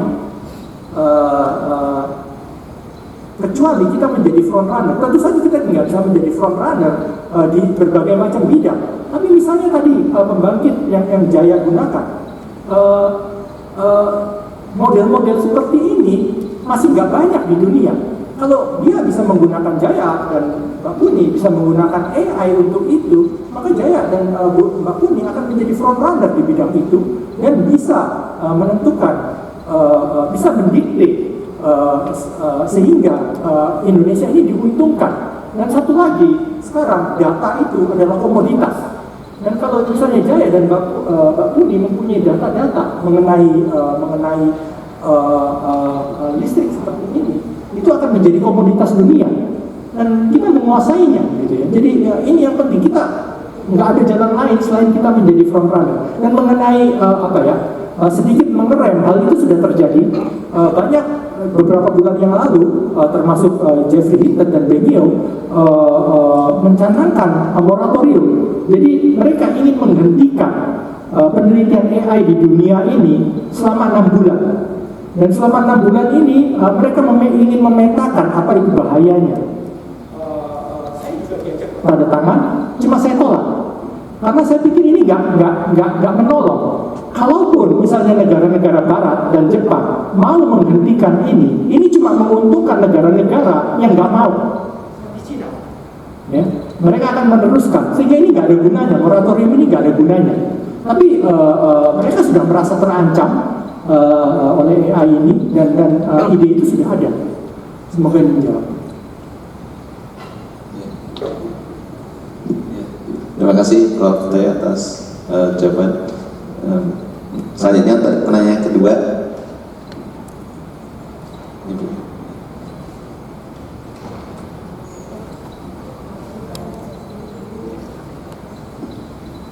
Terima kasih. Nama saya banyak, saya sendiri bingung. Nama saya yang pendeknya Penny KS, tapi di sini diberi nama Penny KS Mutalib pakai W tanpa H. Di fakultas Sinta, nama saya Penny Kristiani Samsurya. Saya dari Biofisika FKUI, usia saya sudah tua. Saya berterima kasih sekali kepada Brin, Mbak Puni, Pak Esa, karena kemarin sebelum bertemu Prof. Itoyo, Prof. Brin, saya takut sekali dengan AI atau AI ini. Tapi hari ini setelah bertemu, saya tidak takut lagi. Karena kita dipayungi oleh Society 5 tadi. Jadi menghadapi industri 4, kita semua yang ada di sini bersama-sama menjadi social control dari AI ini. Kemarin, hari ini, dan yang akan datang. Pertanyaan saya mungkin agak di luar konteks, yaitu apa kesan dan pesan Prof sebagai ahli AI tadi untuk tentang kejadian yang tadi, kejadian bahwa terjadi gangguan-gangguan tersebut, karena saya sendiri selama 10 tahun ini menghadapi seperti itu. Terima kasih. Kejadian tentang gangguan hambatan dalam presentasi. Terima kasih. Gangguan dalam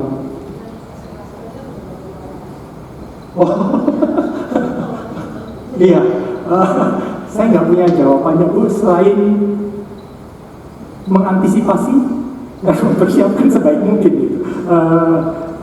Gangguan selalu muncul karena itu nggak ada jalan lain. Saya rasa selain mengantisipasi itu dengan mempersiapkan sebaik-baiknya begitu. Terima kasih Prof. Ya. Kalau tentang Fukushima PLTN bagaimana Prof? Pendek saja. Tentang Fukushima, Fukushima adalah sesuatu yang sangat tragis, Bu. Tapi saya rasa ini adalah biaya yang harus kita bayar untuk menikmati listrik dengan mutu yang sangat baik selama bertahun-tahun.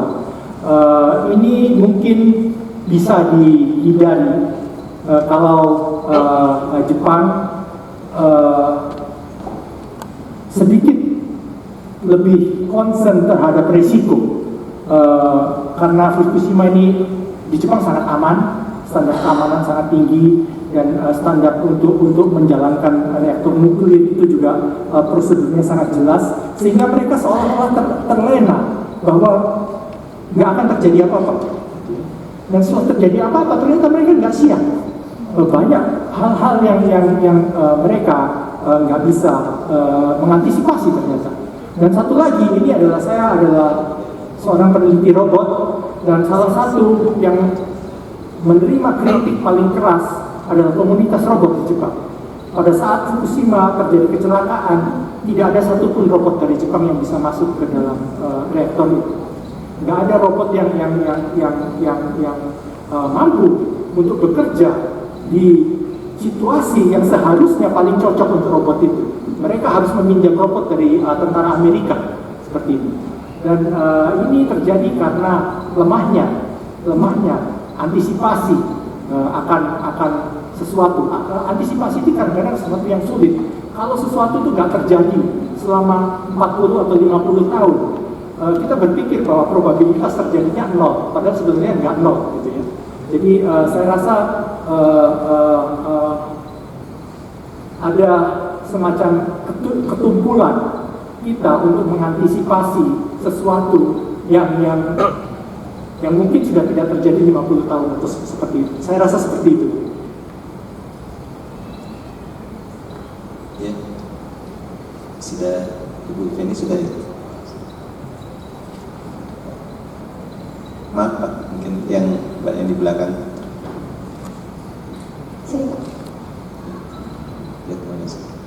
Ya silakan. Terima kasih Pak Esa. Bapak, perkenalkan, nama saya Anis, saya dari DKI. Tadi yang disampaikan oleh Prof. Vitorio sangat menarik, terutama bagaimana kita melihat arah perkembangan teknologi AI yang terjadi di Jepang itu benar-benar bisa menjadi problem solver gitu ya, problem solving bagi permasalahan sosial yang terjadi. Nah, Bapak, saat ini kami sedang merancang Perpres tentang AI National Strategy yang nanti diharapkan juga kita bisa menjadi semacam negara-negara lain dalam menghadapi AI. Nah, yang ingin kami tanyakan, Bapak, mungkin insight atau pengalaman di Jepang tentang bagaimana bisa membentuk ekosistem sehingga riset-riset yang dihasilkan itu bisa menjadi solusi dari persoalan-persoalan yang ada di Jepang. Maksud saya, inisiatif-inisiatif yang dilakukan oleh pemerintahnya itu seperti apa, terus terutama mungkin untuk program research and innovation-nya. Lalu kemudian pertanyaan yang kedua tentang AI etik, ini mungkin sangat penting untuk kita bisa mengkontrol tentang pengembangan maupun penggunaan tentang AI. Yang ingin saya tanyakan adalah prinsip-prinsip etik seperti apa yang dipegang oleh atau dikembangkan oleh masyarakat Jepang dan pemerintahnya. Lalu kemudian bagaimana mereka mengontrol dan mengimplementasikan AI etik ini, bagaimana komunikasi yang dilakukan oleh pemerintah agar para researcher, industri dan juga bisnis itu bisa memegang etik ini. Kira-kira demikian, Prof. Terima kasih banyak. Terima kasih Mbak. Untuk pertanyaan pertama, pemerintah Jepang mempunyai visi yang sangat terang mengenai penelitian. Jadi ada penelitian-penelitian kunci di mana kebanyakan dari funding akan disalurkan ke situ. Dan salah satunya adalah AI, yang lainnya adalah material, dan satunya lagi adalah bioteknologi, dan ada beberapa. Dan itu memberi semacam semacam petunjuk dari pemerintah Jepang bahwa ini loh yang penting. Dan sehingga kita juga mengalokasikan resource penelitian kita di situ. Jadi saya rasa penting sekali adanya misi dari negara, dari pengambil kebijaksanaan tentang apa prioritas yang ingin dilakukan oleh negara ini. Nggak mungkin kita bisa melakukan semuanya. Gitu. Jadi prioritas apa yang harus diprioritaskan, dan itu dirancang dengan sangat baik sekali oleh pemerintah Jepang. Dan mengenai pertanyaan kedua, sebetulnya Jepang juga sedang keteter. Jepang adalah satu negara yang lumayan konservatif. Misalnya kalau saya menjalankan robot saya di jalan raya, saya akan ditangkap polisi. Itu harus ada izinnya, gitu ya. Dan ini jadi apa yang ada di benak pemerintah Jepang adalah safety first. Kita telat nggak apa-apa, pokoknya harus aman. Jangan sampai robot ini membunuh orang atau mencelakai orang lain. AI juga begitu, safety first. Tapi ini juga adalah pedang bermata dua.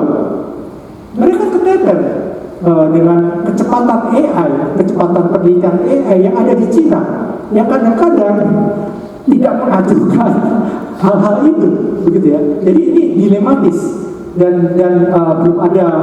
Saya nggak punya silver bullet untuk itu. Pemerintah Jepang saya rasa nggak punya silver bullet untuk itu, kecuali ya sedikit melonggarkan regulasinya dan sedikit memberi kebebasan untuk penelitiannya gitu. Dengan mereka misalnya ada beberapa daerah di Jepang yang dianggap sebagai daerah khusus penelitian. Kita bisa menjalankan robot di jalan raya di situ. Kita lihat bahwa konservatisme Jepang ini membuat dia telat dalam hal self-driving car misalnya begitu ya, dibandingkan Cina ataupun Korea. Korea banyak sekali membuat robot yang bisa masuk ke dalam rumah. Karena Jepang sangat konservatif terhadap hal itu. Jadi mungkin Indonesia bisa merancang sesuatu yang sedikit lebih nggak konservatif tapi juga aman. Jadi antara Jepang dan Cina begitu ya, bisa belajar dari dua negara ini. Saya rasa begitu. Terima kasih, Prof. Baik, terima kasih Prof. Vitoyo. Selanjutnya mungkin untuk di ruangan ini mungkin Ibu Tri Mumpuni dan Pak Jaya ya, yang memberikan kesempatan untuk Pak Jaya terlebih dahulu. Silakan Pak. Ya, terima kasih Pak Esa. Saya Jaya Wahono yang tadi dijadikan study case, jadi perlu mungkin merespon. Terima kasih Bu Puni sudah ngasih kesempatan juga teman SMP saya untuk bicara di BRIN ini.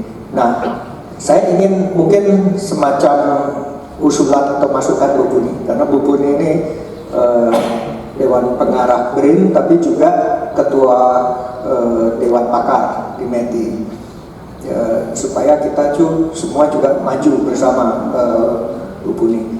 Ini tadi kan Prof. Bit menyampaikan di case tadinya di awal tuh, buat saya juga berkesan sekali mengenai orang pasien ALS bisa diberdayakan karena AI.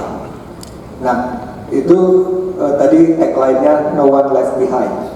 Nah, kebetulan saya dan Bu Puni ini juga punya misi yang sama, yaitu melistriki daerah tertinggal supaya no one left behind. Jangan cuma orang yang di Jawa saja atau kota besar saja yang punya listrik yang handal, tapi juga orang-orang di daerah tertinggal, terutama di perbatasan, pulau-pulau kecil dan sebagainya. Nah, ini yang kita mungkin di Indonesia, saya kebetulan sebagai pelaku usaha, pemerintah ini ya mungkin dalam ini BRIN harusnya bisa mengintervensi dari tidak hanya mengambil data, karena kayak kita mau melistriki daerah tertinggal di seluruh Indonesia. Sekarang kan PLN cuma pakai diesel, genset, gitu kan. Sedangkan sumber energi lokal, energi terbarukan lokal itu banyak sekali. Datanya ada, tapi yang menganalisa itu nggak ada, gitu. Jadi mungkin AI ini bisa diterapkan di Indonesia untuk menyelesaikan persoalan yang real, gitu ya. Ini persoalan real. Orang itu kalau nggak punya listrik, itu tidak akan bisa sejahtera. Jadi bisa dibayangkan untuk charge HP aja mereka harus ke kota kecamatan, desanya nggak punya listrik yang andal, gitu ya. Listrik ada, tapi cuma 2-3 jam sehari, terus juga nggak cukup kalau misalnya dia mau membuat mesin-mesin pengolahan untuk apakah itu hasil pertanian, hasil perikanan, kehutanan, ternak dan lain-lain, itu tidak cukup listrik, cuma hanya untuk penerangan. Jadi ya bagaimana kita bisa memajukan mereka kalau misalnya listriknya tidak cukup. Nah, ini yang saya kira data satelit, data drone, data survei lapangan, itu harusnya dikatakanlah BRIN membuat semacam dashboard gitu ya. Ini potensinya di setiap pulau, di setiap desa, bahkan level desa, dan itu terbuka untuk umum dan dianalisa secara AI mana yang paling optimal, apakah itu biomasa, apakah itu biogas dari kotoran ternak, apakah hydro, apakah solar PV, apakah wind, apakah arus laut, semuanya disimulasi. Jadi dengan demikian kita nggak mengira-ngira saja, tapi itu jadi guidance. Saya kira dengan adanya AI dan data yang sangat banyak itu bisa dikumpulkan dan bisa dianalisa. Saya kira itu aja Bu Puni. Mungkin nanti bisa dilanjutkan, disampaikan ke Kepala BRIN atau Wakil Kepalanya. Terima kasih. Terima kasih Pak Jaya. Mungkin dari Prof. Butoyo ada komentar? Masukkan ya. Selanjutnya mungkin dari Bu Tri Mumpuni. Terima kasih. Saya mohon nanti kerelaannya juga minimal diambil pertanyaan yang paling baik dari YouTube ya, dari live streaming. Ini kita live streaming, jadi biar adil. Yang dari live streaming ada 6 pertanyaan Pak ya, kalau nggak salah. Ada 6, mungkin bisa diambil yang paling relevan gitu, 2 sama minta maaf itu waktunya agak mundur.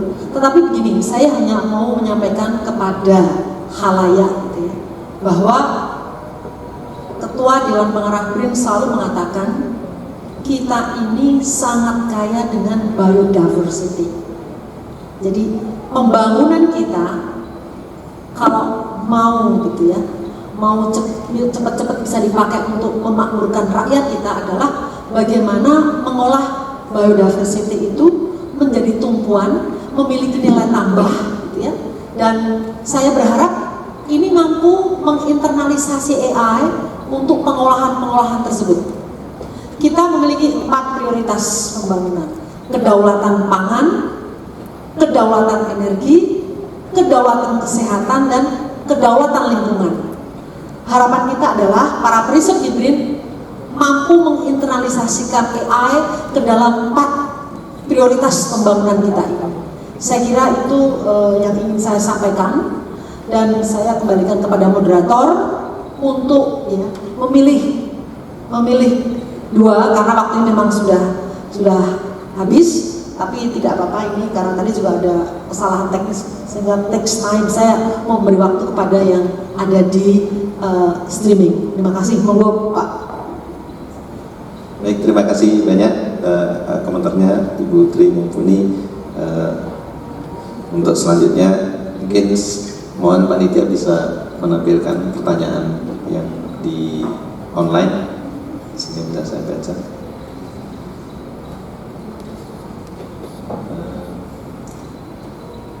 Ya, mungkin yang pertama Prof. Butoyo, apakah AI bisa diaplikasikan untuk sistem keamanan cyber untuk menanggulangi kegiatan melawan hukum sebelum terjadi dengan mempelajari pola tertentu yang terpetakan dari sebuah IP address seperti yang sudah diaplikasikan oleh Europol untuk mencegah tindak pidana makar ataupun terorisme sebelum itu terjadi. Kemudian yang kedua, nah mungkin sesuai dengan apa yang Bapak kerjakan, apa tantangan dan kesulitan dari Sadrina Anwar, ya, apa tantangan dan kesulitan terbesar yang Bapak hadapi dalam proyek Gundam Global Challenge dan bagaimana Bapak mengatasinya? Silakan Prof. Butoyo untuk menjawab pertanyaan. Untuk pertanyaan kedua, yang selalu terjadi, sedangkan keahlian dari AI, dari neural network saat ini adalah mencari pola dari lautan data. Jadi kalau memang ada pola-pola tertentu yang selalu terjadi, yang mungkin tidak terlalu kelihatan oleh manusia, tapi selalu terjadi dalam sistem keamanan cyber ini, tentu saja AI akan menemukannya. Tapi ini juga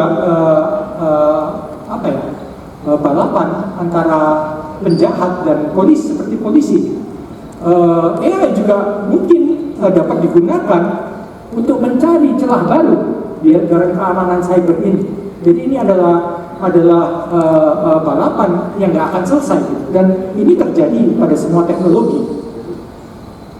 Untuk pertanyaan kedua, apa tantangan terbesar yang dihadapi dalam Global Challenge? Saya mengatakan bahwa kesulitan kita terbesar adalah kita harus bertarung melawan kekuatan gravitasi. Gundam ini sangat besar dan sangat sukar sekali untuk menggerakkan robot sebesar ini. Ilustrasinya seperti ini. 18 meter itu kira-kira 10 kali lebih besar daripada orang yang tingginya 1,8 meter. Tapi ingat, Gundam ini bukan kertas. Kalau tingginya 10 kali lebih besar, artinya lebarnya juga 10 kali lebih besar. Dan dalamnya juga 10 kali lebih besar. Jadi volumenya 10 pangkat 3 kali lebih besar, artinya 1000 kali lebih besar. Itu pasti artinya beratnya juga lebih dari 10 pangkat 3, 1000 kali lebih besar. Dan ingat bahwa Gundam ini bekerja di dunia nyata yang selalu dijajah oleh hukum fisika.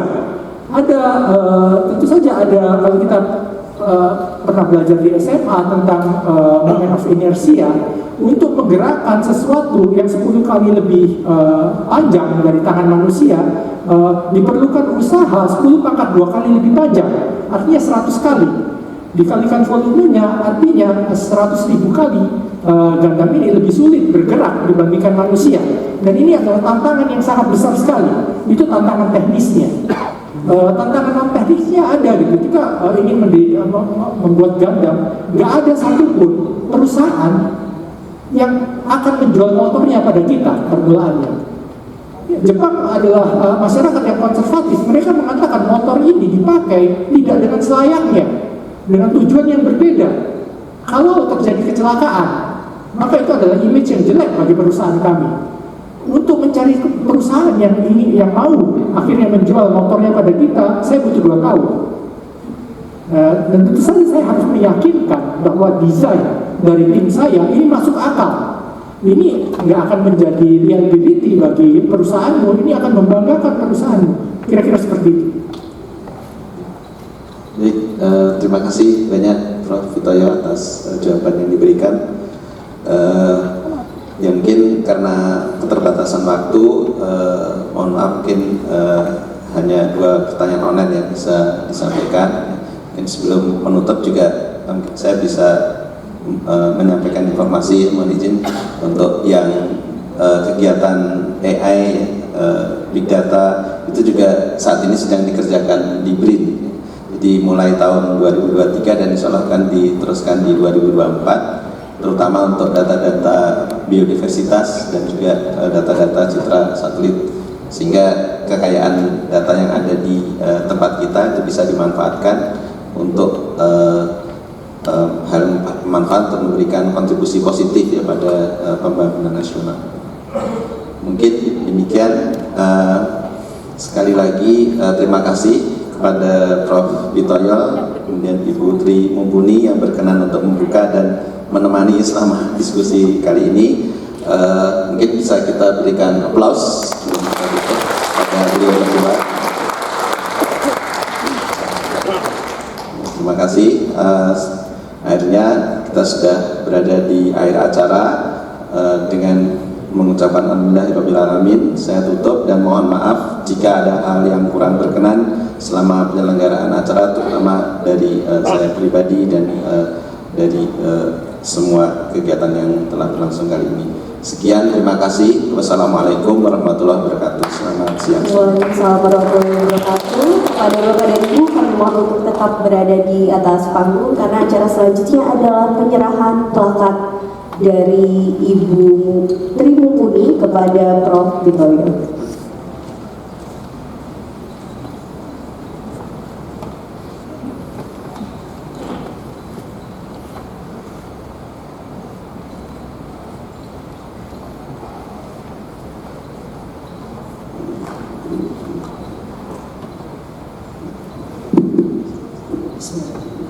Atas nama seluruh sivitas periset BRIN dan juga dari kami Dewan Pengarah, mengucapkan banyak terima kasih.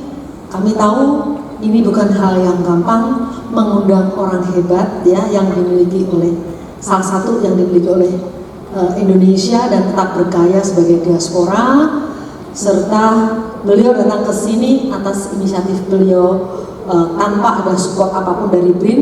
Ini kegiatan pro bono yang saya gunakan untuk menambah wawasan dan wacana yang luar biasa dari artificial intelligence. Sekali lagi terima kasih.